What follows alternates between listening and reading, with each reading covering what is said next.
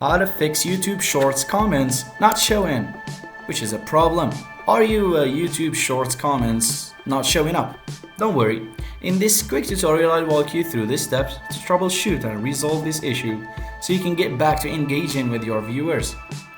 Now, check your internet connection, so ensure your device is connected to a stable internet connection. I know you hear this a lot, but most of the time, it's simply just an internet connection problem. Try switching between Wi-Fi and mobile data. Now, update the YouTube application. So go to Google Play Store or App Store depending on your device, search for YouTube and check for updates, as updates can fix such issues. You can clear caching data for Android and iPhone by going to Settings and then Apps, choosing the application of YouTube and then tapping Clear Cache or Clear Data. Now, verify your video's comment settings. So open YouTube Studio and select the problematic short. Under Details, scroll down to Comments and Ratings and ensure that comments are not disabled and that Allow All Comments is selected.